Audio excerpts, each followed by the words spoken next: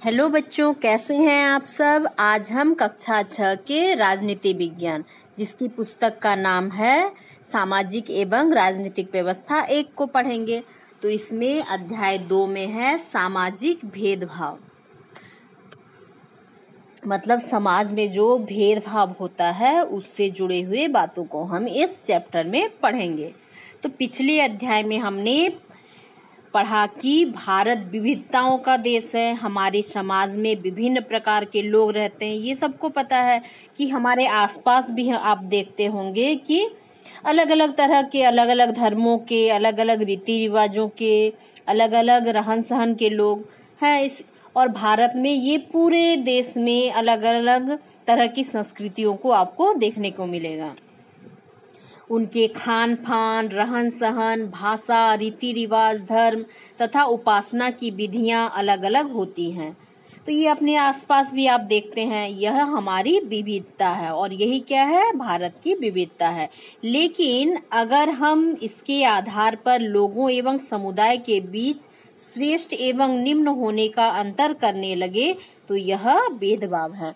तो लोगों में तो रहन सहन, धर्म, जाति, संस्कृति सब में क्या है, बहुत ज्यादा विविधता है। लेकिन यदि हम इस विविधता को लेकर इसके ऊंचे होने का, नीचे होने का ये तुलना करने लगे तो यही क्या है, भेदभाव है। लेकिन सबकी संस्कृति तो अलग अलग है, किसी का किसी के साथ तुलना नहीं किया जा सकता। इसीलिए कोई ऊंचा या कोई नीचा नहीं हो सकता, सभी बराबर हैं समाज में।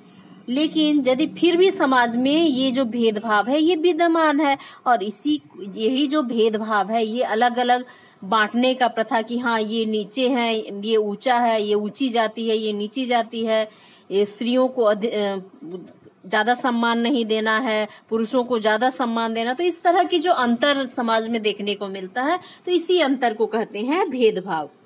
आप अपने आसपास होने वाले इस प्रकार के अंतर का अनुभव किए होंगे और आप कभी अपने आसपास भी ऐसा देखे होंगे। कभी कोई टोक दिया कि अरे वे नीची जाति के हैं तो उनके साथ मत खेलो, या फिर वे ऊंची जाति के हैं उनके साथ तुम नहीं खेल सकते। तो इस तरह के भेदभाव भी आप देखे ही होंगे। कभी कभी इस प्रकार का भेदभाव सामाजिक असंतोष उत्पन्न होता है और ये स्वाभाविक है। यदि किसी के साथ भेदभाव किया जाए ऊंच नीच को लेकर तो सामाजिक असंतोष होगा ही, लोगों को दुख होगा ही और लोगों के बीच मन में भी दूरी आएगी। इस अध्याय में सामाजिक भेदभाव के कारण, इसे मिटाने के लिए किए जा रहे प्रयासों को भी जानने का कोशिश करेंगे हम। सामाजिक भेदभाव एवं पूर्वाग्रह। तो सामाजिक जो भेदभाव है उसका पूर्वाग्रह क्या है। हम जानते हैं कि जगह विशेष का भूगोल हमें एवं हमारी आदतों को प्रभावित करता है। जब कभी अपने से भिन्न व्यक्तियों से हमारी मुलाकात होती है तो हमें थोड़ा अजीब लगता है ना। लेकिन क्या होता है कि एक ही समाज में अलग अलग तरह के लोग हैं, सभी का कल्चर अलग अलग है। इसलिए जब हम अपने से अलग किसी व्यक्ति से मिलते हैं जिनकी भाषा, संस्कृति अलग है तो हमको थोड़ा अजीब लगता है।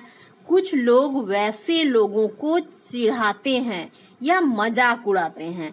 तो कुछ लोगों का क्या प्रकृति होता है कि वे दूसरों को जो उनसे अलग हैं तो उनका वे मजाक उड़ाते हैं, जो सर्वथा गलत है और ये अच्छी चीज नहीं है। सामान्यतः ऐसे लोगों के बारे में लोग नकारात्मक धारणा बनाते हैं। लेकिन ये सकारात्मक हो तो, अच्छी हो तो ठीक है, लेकिन क्या करते हैं वो हमेशा नेगेटिव में लेते हैं इस चीज को। लेकिन ये अच्छी बात नहीं है, ये तो सबको पता है, आपको भी पता है ना।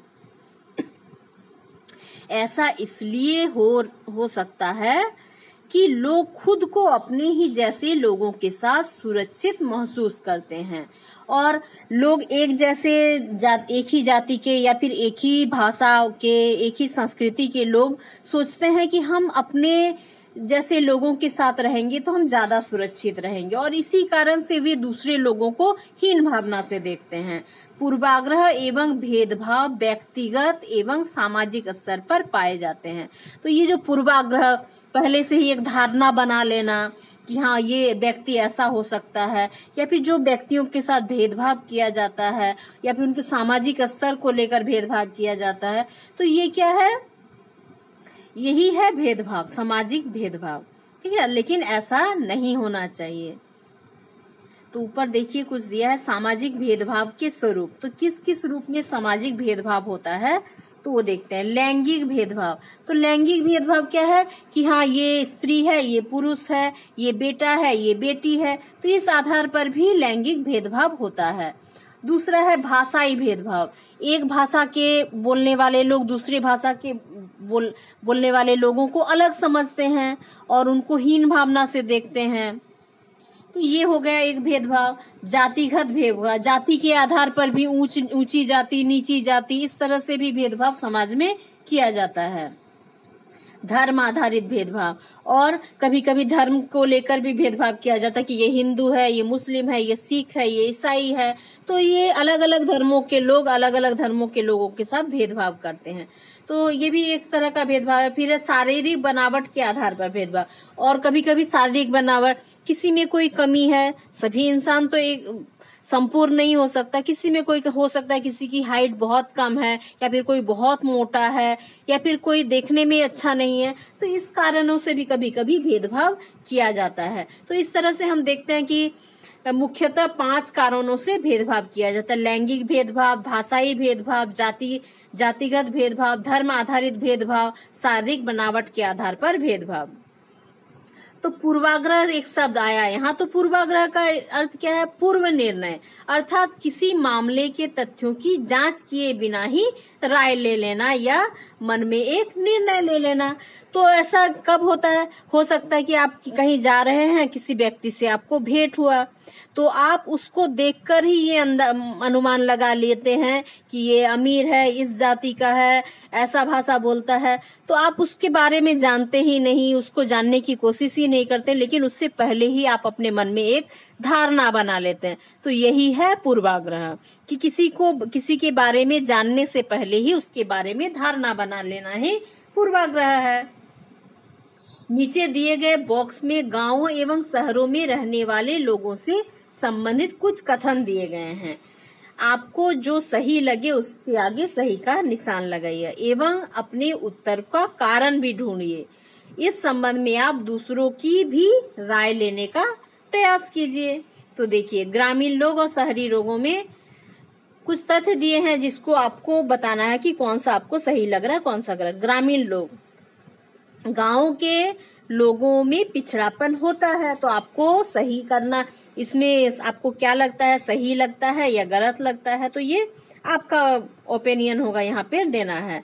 तो गांव के लोगों में पिछड़ापन होता है, कुछ हद तक होता है, लेकिन पूरी तरह ये सत्य नहीं है। शहरों की अपेक्षा ग्रामीण अपने स्वास्थ्य के प्रति उतने जागरूक नहीं हैं।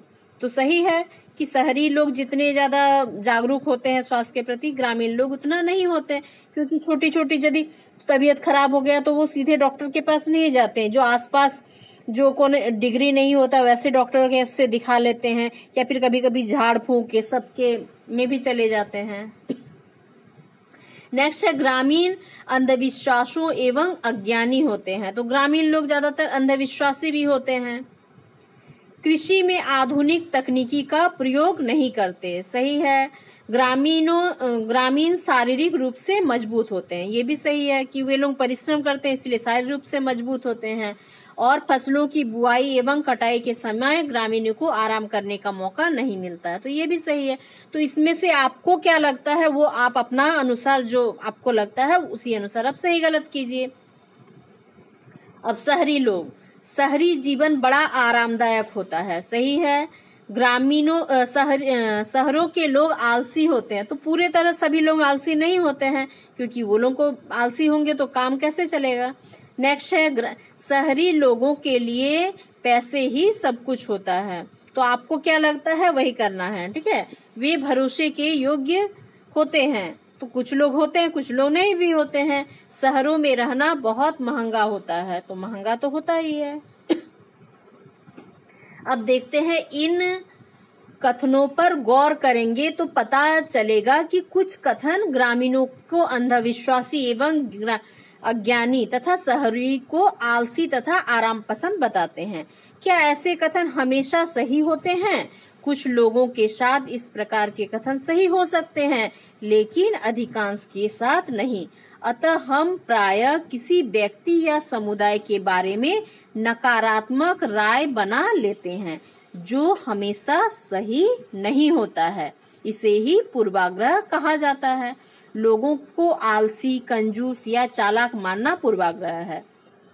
तो ये जो इसमें दिया गया है कि हाँ, शहरी लोग आलसी होते हैं, ग्रामीण लोग परिश्रमी होते हैं, लेकिन प्रत्येक मनुष्य एक जैसा नहीं होता, वो अलग अलग हो सकता है। तो शहरी लोग भी आलसी हो सकते हैं, ग्रामीण लोग भी आलसी हो सकते हैं, शहरी भी मेहनती हो सकते हैं, ग्रामीण भी मेहनती हो सकते हैं। लेकिन हम लोग अपने मन में क्या धारणा बना लेते हैं कि हाँ, वो शहरी है तो वो ऐसा होगा, वो ग्रामीण है तो ऐसा होगा। तो इस तरह की धारणा पहले से ही बना लेना क्या है, पूर्वाग्रह है। जैसे हम किसी को देख कर बोलते हैं, अरे ये तो बहुत आलसी है, ये तो बहुत कंजूस है और ये बहुत चालाक है, तो उसको जाने बिना पहले से ही हम उसके बारे में अनुमान लगा लेना ही क्या है, पूर्वाग्रह है। हम जिस परिवेश में रहते हैं वहाँ की भाषा, खान पान आदि को श्रेष्ठ समझने लगते हैं, जिस कारण अपने से भिन्न परिवेश में रहने वाले लोगों की भाषा, खान पान आदि का सम्मान नहीं करते हैं। और क्या होता है कि हम जैसा रहते हैं, हम जो खाते हैं, हमको लगता है यही सबसे अच्छा खाना है, ऐसा रहना ही सबसे अच्छा है। और दूसरों के जो जैसा रहते हैं या फिर वे लोग जो खाते हैं, तो हमको लगता है कि वो अच्छा चीज नहीं है, क्योंकि हमको अपने तरह से रहने की आदत हो गई। अपने हम जो खाते हैं वही अच्छा लगता है, तो दूसरे की चीजें हमें अच्छी नहीं लगती। तो इसी कारण हम एक धारणा बना लेते हैं कि वे हमसे अलग हैं तो वो अच्छा नहीं है। तो यह पूर्वाग्रह का कारण हो सकता है। इस तरह से हम अनुमान लगा लेते, अरे पहले उसको जीजिए, उसके तरह रहने का कोशिश तो कीजिए, उसके जो खान पान है उसको खा के देखिए, तब आप खाने के बाद, रहने के बाद, तब आपको पता चलेगा कि वो अच्छा है कि नहीं। आप पहले ही यदि धारणा बना ले कि हाँ ये अच्छा नहीं है, तो ये तो ठीक बात नहीं है। तो इसी को क्या कहते हैं, पूर्वाग्रह कहते हैं। जैसा अगर आप अंग्रेजी भाषा को श्रेष्ठ समझ लिए तो अन्य भाषाओं के लोगों के साथ न्याय नहीं कर पाएंगे। और यदि आपको लगेगा कि हाँ, जो अंग्रेजी बोल सकता है वही अच्छा बोलता है, अंग्रेजी से अच्छा कोई भाषा नहीं हो सकता, तो आप दूसरे जो लोकल भाषा बोलने वाले लोग हैं उसको आप हीन समझेंगे। इसीलिए क्या है कि कोई भी भाषा या कोई भाषा खराब नहीं है, इसीलिए किसी एक के प्रति अपनी धारणा बना लेना, बाकी के लिए गलत धारणा बनाना, तो ये सब क्या है, पूर्वाग्रह में ही आते हैं। ऐसा ही राय धर्म, क्षेत्र, रंग, रूप के संबंध में भी होता है।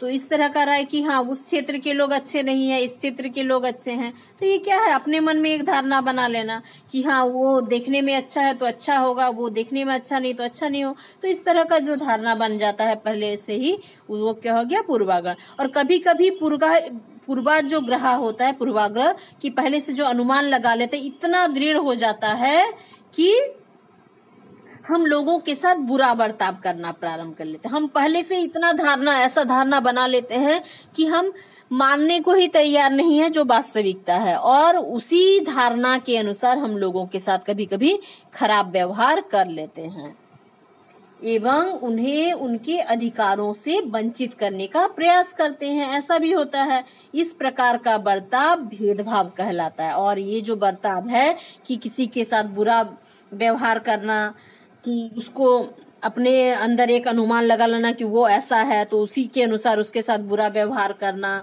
और उसका जो अधिकार है उसको छीन लेना, ये सब क्या है, भेदभाव है। कुछ गांवों में कुछ लोगों को सार्वजनिक कुओं से पानी भरने की मनाही होती है, यह भेदभाव का उदाहरण है। इस प्रकार के कुछ और उदाहरण खोजना है, ठीक है। तो क्या है, कभी कभी क्या करते हैं गाँव में, हाँ उस जाति के लोग हैं तो वे यहाँ कुआं में पानी नहीं भर सकते, उनको अधिकार नहीं है इस कुआं में पानी भरने, इसमें हम लोग भरेंगे। तो इस तरह से ऊंच नीच को लेकर कभी कभी बहुत ज्यादा भेदभाव होता है। तो इस तरह की आपको समाज में बहुत सारे उदाहरण मिल जाएंगे जिससे ऊंच नीच और भेदभाव को आपको देखने को मिलेगा। रूढ़िवादी धारणा, रूढ़िवादी धारणा क्या है, जो हमको प्राचीन काल से, पुराने जमाने से जो चला आ रहा धारणा है और उसी को हम ढोते जा रहे हैं, उसी को मानते जा रहे हैं। तो यही क्या है, रूढ़िवादी धारणा है। जब हम किसी व्यक्ति या समुदाय की एक निश्चित छवि या धारणा बना लेते हैं तो उसे रूढ़िवादी धारणा कहते हैं। तो हम क्या करते हैं, जो पहले से एक धारणा चली आ रही है उसी को हम अपना मन में वही छवि रहता है और उसी धारणा पर हम चले आते हैं और उसको समय के साथ वो बदलता है, लेकिन हम उसको बदलने का प्रयास नहीं करते हैं। और यही जो धारणा है वही यही है रूढ़िवादी धारणा। कई बार हम किसी खास देश, धर्म, लिंग के होने के कारण किसी को कमजोर, मजबूत, अपराधी या धोखेबाज कहते हैं। और कभी कभी क्या होता है कि हाँ, किसी समाज में कोई खराब काम किया तो उस समाज के सारे लोगों को हम खराब कहते हैं, या फिर ये लोग ऐसे ही होते हैं। तो ये क्या है कि सभी लोग तो समाज में एक जैसे नहीं होते, हर व्यक्ति अलग अलग होता है, लेकिन हम किसी एक के कारण सबको एक ही जैसा समझ लेते हैं।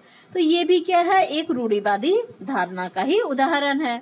हर व्यक्ति, चाहे उसका धर्म, उसकी भाषा, उसका क्षेत्र, लिंग आदि कुछ भी हो, उसके पास कुछ विशिष्ट गुण होते हैं। तो किसी भी जाति धर्म का कुछ क्यों ना हो, लेकिन प्रत्येक व्यक्ति का जो गुण होता है वो अलग अलग होता है। ऐसा कहना गलत है कि एक समाज के सभी लोग एक जैसे होंगे, या फिर सभी लोग अच्छे होंगे, या फिर सभी लोग बुरे होंगे। तो ये नहीं कहा जा सकता है। रूढ़िवादी धारणा हमें इन गुणों को देखने से रोकता है और हमारे मन में तो एक धारणा बन के हो गई है कि ये लोग ऐसे ही हैं। तो हम अब जो नया यदि कोई अच्छा भी काम करेगा तो हमारे मन में अच्छा भावना नहीं आएगा, क्योंकि हमारे मन में वो रूढ़िवादी भावना है कि हम उसके बारे में पहले से एक धारणा बना के रखे हैं कि ये ऐसा ही है। उदाहरण के लिए ऐसा कहना कि किसी खास जाति के लोग अपराधी होते हैं गलत और रूढ़िवादी धारणा है। कि हम ये धारणा बना लें कि हाँ, वे लोग तो क्या होते हैं, अपराधी ही हैं, वो लोग तो ऐसा ही गलत ही काम करते हैं। तो क्या है कि सारे व्यक्ति तो गलत नहीं हो सकते। तो ये जो धारणा बना लेना, ये भी रूढ़िवादी धारणा, क्योंकि अपराधी तो हर जाति में हो ही जाते हैं, क्योंकि हर जाति में लोग अपराधी होते ही हैं। क्योंकि ये व्यक्तिगत बात है कि कौन अपराधी होगा। ऐसा नहीं कहा जा सकता कि एक समाज में सारे लोग अपराधी हैं, या फिर एक समाज में कोई भी अपराधी नहीं, सभी लोग अच्छे हैं, क्योंकि व्यक्ति के ऊपर निर्भर करता है, व्यक्ति अलग होता है। इसलिए ऐसी धारणा जो होती है ये रूढ़िवादी धारणा है, क्योंकि अपराधी तो हर जाति में हो ही सकते हैं। पूर्वाग्रह ग्रह की तरह रूढ़िवादी धारणा भी समाज के विभिन्न लोगों के बीच होने वाले भेदभाव का कारण हो सकती है। और जिस तरह से पहले से अनुमान लगा लेते हैं तो वो हो गया पूर्वाग्रह। और रूढ़िवादी क्या है कि हाँ, हम जो पहले से मानते आए हैं वही चल रहा है। तो ये सब भावनाओं के कारण, रूढ़िवादी या फिर पूर्वाग्रह के कारण क्या है, समाज में भेदभाव होता है। यह भेदभाव स्त्री पुरुष के बीच या फिर विभिन्न लोगों के बीच भी हो सकता है। कभी कभी हाँ, ये स्त्री है तो उसको ये काम नहीं कर सकती, ये पुरुष है तो ये काम नहीं कर सकते। तो ये धारणा लोगों में बनी रहती है और इसी के कारण भेदभाव भी होता है। भेदभाव का एक और कारण लोगों के जीवन स्तर भी है। और लोगों के जीवन स्तर के कारण कभी कभी लोग अमीर हैं, उनका जीवन स्तर क्या है, सारे सुख सुविधाएं हैं, तो वे गरीबों को कुछ नहीं समझते हैं। तो इसके कारण भी भेदभाव होता है। समाज के लोग अमीर और गरीब हो सकते हैं। किसी भी गरीब होने के कारण उसके साथ स्कूलों, दफ्तरों या अन्य जगहों पर किसी तरह के बर्ताव हो सकते हैं, तो इससे वह असहज महसूस कर सकता है। तो कभी कभी ऐसा होता है कि कोई गरीब है तो उसके साथ सम्मान से वैसे व्यवहार नहीं किया जा रहा है। जो सार्वजनिक जगह है, स्कूल, दफ्तर, वहाँ उसको हीन भावना से देखा जा रहा है। तो इस तरह से क्या होगा, वो जो गरीब व्यक्ति है उसके मन में एक असहज भावना आएगी, उसको खराब लगेगा, बुरा लगेगा। तो ये सब क्या है, समाज की एक बुराई है और ये भेदभाव के कारण उत्पन्न होता है। लड़का और लड़की के बीच अंतर कभी कभी क्या होता है, और ये भी एक समाज में बहुत बड़ा अंतर है। बेटा और बेटी या फिर स्त्री या पुरुष, इसको लेकर बहुत ज्यादा अंतर किया जाता है। हमारे समाज के लड़के और लड़कियों के बीच स्पष्ट सामाजिक अंतर बना रखा है। तो हमारे समाज में क्या है, हाँ, ये लड़कियों के लिए काम है, ये लड़कों के लिए काम है। तो इस तरह का एक अंतर, एक लंबी एक अंतर रेखा खींच दी गई है समाज में। आज भी उनके साथ कई तरह से भेदभाव किया जाता है। हम सभी इस भेदभाव से परिचित हैं और आप अपने घर में या फिर आसपास ऐसा भेदभाव देखते होंगे, या फिर आप अपने साथ भी ऐसा भेदभाव होते हुए देखते होंगे। लड़का एवं लड़की के गुणों एवं व्यवहार के संबंध में कुछ कथन नीचे दिए गए हैं। आप इन कथनों को ध्यान से पढ़ते हुए दिए गए कॉलम को भरिए तथा अपने उत्तर के कारणों पर भी चर्चा कीजिए। वे मजबूत एवं कठोर होते हैं, वे कोमल होते हैं, रोना इन्हें शोभा नहीं देता। तो ये किसके लिए दिया गया है तो इसको हम देखेंगे। तो इसमें क्या है, वे मजबूत एवं कठोर होते हैं, तो ये किसके लिए बोला जा रहा है, ये लड़कों के लिए बोला जा रहा है, लड़कों के लिए बोला जा रहा है। और वे कोमल होते हैं, ये किसके लिए बोला जा रहा है, लड़कियों के लिए बोला जा रहा है, गर्ल्स के लिए। और रोना इन्हें शोभा नहीं देता, तो ये लड़कों के लिए। तो इस तरह का एक धारणा बन गया है कि लड़के मजबूत होते हैं, इनको रोना नहीं चाहिए। लेकिन सभी तो समान है, सबका तो मन है, तो दुख तो सबको हो सकता है, रो सकता है। लड़कियां कोमल होती हैं, तो इस तरह की धारणा समाज में बनी हुई है। तो इन्हें घर के काम में अपनी माँ की मदद करनी चाहिए। तो ये किसके लिए बोला जा रहा है, लड़कियों के लिए। गुड़िया इनके खेलने के लिए बना है, तो ये भी लड़कियों के लिए बोला जा रहा है। लंबा बाल रखना इन्हें अच्छा नहीं लगता, तो ये किसके लिए बोला जा रहा है, ये लड़कों के लिए बोला जा रहा है। वे शरारती होते हैं, तो ये किसके लिए बोला जा रहा है, लड़कों के लिए। और वे खाना पकाना अच्छी तरह से जानते हैं, तो ये लड़कियों के लिए बोला जा रहा है। वे नृत्य करना पसंद करते हैं, ये लड़कियों के लिए।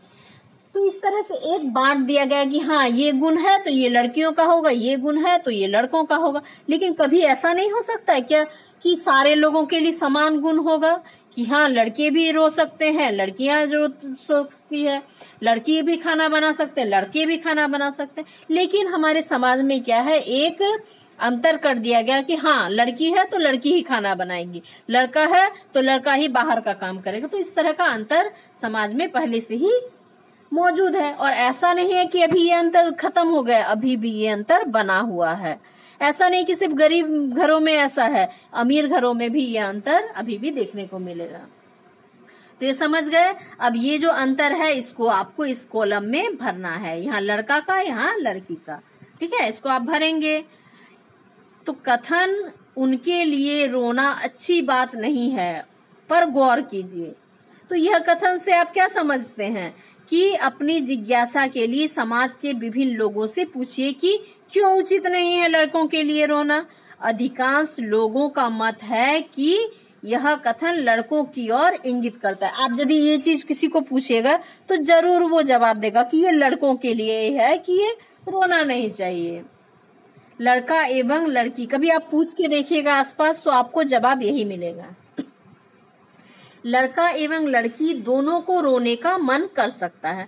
तो लड़का है तो क्या उसको दुख नहीं हो सकता है, वो नहीं रो सकता, उसको भी रोने का अधिकार है, उसको भी अपने दुख को कम करने के लिए रोने का अधिकार है। लेकिन एक बना दिया गया है समाज में कि हाँ ये लड़का है तो ये रो नहीं सकता। तो जब वे दुख या भय का अनुभव करें, वह हम यह अनुभव करते हैं कि घर में जब कोई लड़का गिरकर रोने लगता है तब उसके माँ बाप या अन्य लोग उसे कहते हैं, अरे चुप हो जा, लड़के रोते नहीं। तो कहते हैं, तो जब उसको चोट लगा तो वो तो रोएगा ही। जब लड़की को चोट लगता वो रो सकती, तो लड़के क्यों नहीं रो सकते हैं। लेकिन एक अंतर समाज में बना दिया गया है। धीरे धीरे वह लड़का जब बड़ा होता है तो वह सीख चुका होता है कि लड़कों को रोना नहीं चाहिए। तो एक लड़के को बचपन से ही कहा जाता है कि अरे तुम लड़के हो, तुम नहीं रो सकते। तो बचपन से वो वही सीखता आया है कि मैं लड़का हूं तो मैं नहीं रो सकता हूं। तो धीरे धीरे उसकी वो आदत बन जाती है कि वो मैं लड़का हूं, मैं नहीं रोऊंगा, मुझे रोना नहीं चाहिए। तो यही उसके मन में एक धारणा हो जाती, यही रूढ़िवादिता या जो पूर्वाग्रह की भावना उसके मन में आ जाती है। रोना कमजोरी की निशानी है, और उसको लगता है कि रोना कमजोरी की निशानी है। पूर्वाग्रह एवं रूढ़िवादी धारणा के कारण हम लड़कों एवं लड़कियों से अलग अलग व्यवहार की अपेक्षा रखते हैं, जैसा उन्हें क्या करना चाहिए, कैसे कपड़े पहनने चाहिए, कैसे बातचीत करनी चाहिए आदि। तो इन मान्यताओं को हम बिना सोचे मान लेते हैं, जो उनके साथ भेदभाव का कारण हो सकता है। तो क्या है कि हाँ लड़कियों को ऐसे कपड़े पहनने चाहिए, लड़के को ऐसे बाल रखने चाहिए। तो सारे नियम क्या है समाज से मैं पहले से ही बने बनाए हैं। मतलब कोई इसको आंख मूंद कर सारे लोग इसी को मानते हुए चले आ रहे हैं और इसमें कोई बदलाव की गुंजाइश ही नहीं है, क्योंकि यही चला आ रहा है और इसमें कोई प्रश्न भी नहीं उठाता कि हाँ ऐसा क्यों है, मैं ऐसा नहीं रहूंगा। और यदि कोई उठाने की कोशिश करता है तो उसके साथ वो हंसी का पात्र बन जाता है। तो ये क्या है, समाज में ये सारे चीज भेदभाव के कारण बन सकते हैं कि हाँ लड़कियों के लिए यही करना है, लड़कों को यही करना है। तो हाँ, लेकिन ये चीज क्या है, बदलने की जरूरत है।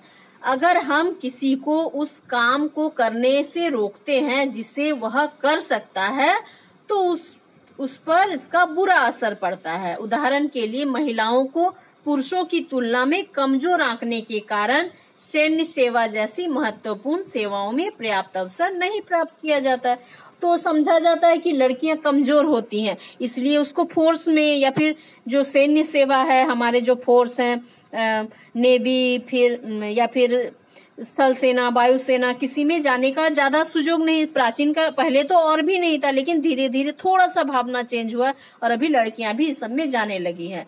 तो ये क्या है, एक रूढ़िवादी धारणा है कि लड़कियां कमजोर होती है इसीलिए वो फोर्स में नहीं जा सकती। लेकिन ये सब भावनाएं थोड़े बदलने की जरूरत है।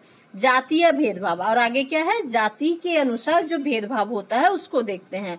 आप अपने आसपास के लोगों को अनेक कार्य करते देखते होंगे। उदाहरण के लिए तो बहुत सारे लोगों को अपने जाति के अनुसार अलग अलग कार्य को करते हुए देखते होंगे। तो वो क्या क्या है देखते हैं। देखिए दे ताली, एक छोटा सा कहानी है इसमें। आपस में जो बातचीत हो रहा है उसको दिखाया गया। सह्याद्री नगर सीमा और उसके भाई सुनील का घर है।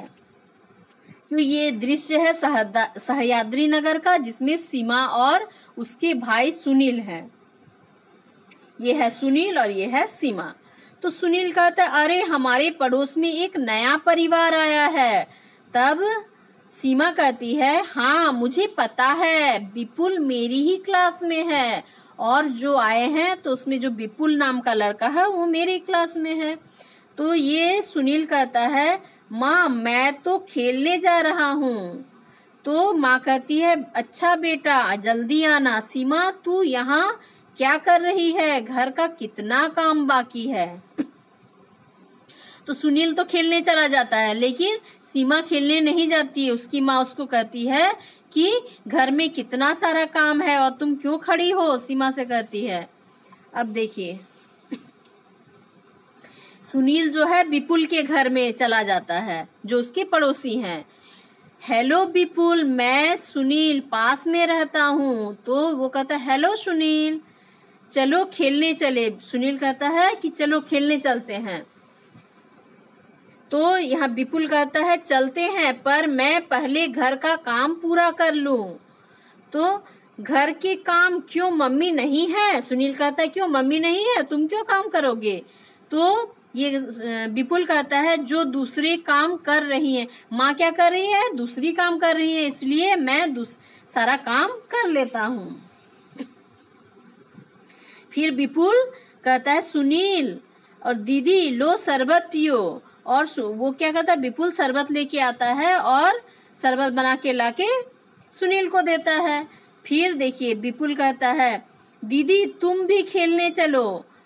तो उसकी दीदी कहती हाँ चलो जल्दी आना। उसकी माँ कहती है कि जल्दी आना। तो देखिए रास्ते में क्या होता है, कहता है तुम लड़कियों वाले काम करते हो। सुनील कहता है कि तुम लड़कियों वाले काम करते हो। तब विपुल कहता है काम कोई लड़की लड़के वाला नहीं होता है, घर में सब मिलजुल कर काम करते हैं। लेकिन ये सुनील क्यों ऐसा कर रहा है, क्योंकि उसकी माँ उसको काम करने नहीं कहती है, लेकिन उसकी बहन को घर का काम करने कहती है और उसके घर में ऐसा बर्ताव होता है, इसलिए वो शुरू से ऐसा सीख गया है कि ये लड़कियों वाला काम है, जो घर का काम है लड़कियों का काम है। लेकिन जब वो देखता है विपुल घर के काम कर रहा है तो उसको वो कहता है कि ये तो घर वाला काम है और तुम ऐसा काम क्यों कर रहे हो। तब वो कहता है कि कोई भी काम, विपुल कहता है कोई भी काम लड़की लड़का वाला नहीं होता है, सभी मिलकर घर का काम करते हैं। तब सुनील कहता है क्या घर के काम करना, खाना बनाना लड़कों को ऐसा करना चाहिए? सुनील कहता है। तब जो विपुल की दीदी है वो कहती हाँ क्यों नहीं, इसमें बुराई क्या है, हमारे पापा कभी तैयार होने में हमारी मदद करते हैं और कभी मम्मी को खाना बनाने में। तो मेरे जो पापा हैं वो खाना बनाने में भी मदद करते हैं और हमको तैयार करने में भी।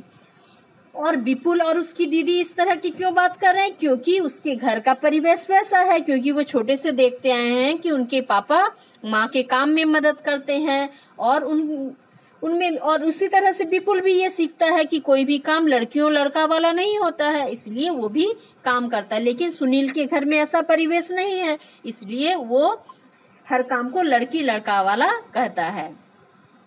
और सुनील और सीमा का घर, अब देखिए सुनील और सीमा के घर में क्या हो रहा है। वो लौट आता है खेलकर, तो कहता है सीमा खेलने चलोगी, सुनील कहता है तब कुछ काम मैं कर देता हूँ, और सुनील कहता है कि मैं कुछ काम कर देता हूँ। तब ये जो सीमा है कहती नहीं मुझे बहुत काम है, मैं खेलने नहीं जा सकती हूँ। तब सुनील कहता है कि मैं कुछ काम कर देता हूँ, तब दोनों मिलके काम कर लेंगे तो तुम भी खेलने जा सकोगी। तब देखिए क्या कहता है, तुम करोगे मम्मी पापा क्या कहेंगे, सीमा कहती है। तब सुनील कहता है मैं भी खुश हो जाएंगे, वे भी खुश हो जाएंगे, काम भी तो जल्दी हो जाएगा, फिर हम दोनों साथ खेलेंगे और पढ़ेंगे। तो वो सुनील को अब समझ में आ गया, विपुल को जब उसने देखा काम करते हुए, जब उसने समझाया कि हमारे घर में सब ऐसे करते हैं, तब उसको लगा कि कोई भी काम छोटा बड़ा नहीं हो सकता है, सब मिलके कर सकते हैं, कोई लड़कियों वाला लड़कों वाला ऐसा काम नहीं होता है, इसलिए हम दोनों मिलके काम कर लेंगे। मेरी बहन को यदि मैं काम में हेल्प करूंगा तो उसको भी खेलने का समय मिल जाएगा, इसलिए वो कहता है कि मैं तुम्हारी मदद करता हूँ, फिर हम खेलने चलेंगे। खेल कर लौटते समय फिर दोनों मिलकर काम करते हैं, फिर खेलने चले जाते हैं। फिर सुनील कहता है कि आज कितना मजा आया। तब सीमा कहती है इसी बात पे दे ताली, कहती है दे ताली। फिर दोनों क्या करते हैं, ताली देते हैं एक दूसरे के हाथ में। हाँ, जेम वही जो हर रिश्ते में अपनी जिम्मेदारी समझे और निभाए, बराबरी की बात हम जेम्स के साथ, और दोनों ताली बजाते हैं। तो ये सही बात है ना। तो आपको भी ये चीज सीखना चाहिए कि कोई काम लड़कियों का या लड़कों का जो पहले चला आ रहा था उस धारणा को बदलने की जरूरत है, क्योंकि अब जब सारा चीज आधुनिक हो रहा है तो हमारे सोच में भी थोड़ी आधुनिकता आनी चाहिए। और ये जो भेद है लड़की का लड़का का, पहले के जमाने में लड़कियों को बाहर काम करने नहीं भेजा जाता था, लेकिन अब क्या है, लड़कियां घर का भी काम करती है और बाहर ऑफिस में भी काम करती है। तो ये जो धारणा है पहले से बना हुआ, इसको बदलने की जरूरत है कि ये लड़कियों का काम है। जिस तरह से सुनील बदल गया और उसने सीमा की मदद की, और जिसके कारण क्या हुआ, सीमा को भी खेलने और पढ़ने दोनों का समय मिल गया। तो ये चीज बच्चों को घर में शुरू से ही सिखाना चाहिए कि कोई काम लड़की लड़कों वाला नहीं होता, सभी मिलकर काम करेंगे तो काम आसान बन जाएगा। तो आप बच्चे भी ऐसा करेंगे ना, आप भी, आपकी बहन को हो सकता है काम के कारण खेलने का समय ना मिलता हो, तो आपको भी अपनी बहन की मदद करना है, जिससे आगे नेक्स्ट जनरेशन भी सीखे कि इस तरह से सारे लोगों के घरों में धीरे धीरे बदलाव आने लगे। फिर जो समाज में लड़की लड़का को लेकर भेदभाव है वो भी धीरे धीरे समाप्त हो जाएगा। अच्छी लगी ना ये कहानी, और बहुत कुछ सीखने को मिला आपको, है ना। तो इस तरह से आप इसको पढ़ेंगे।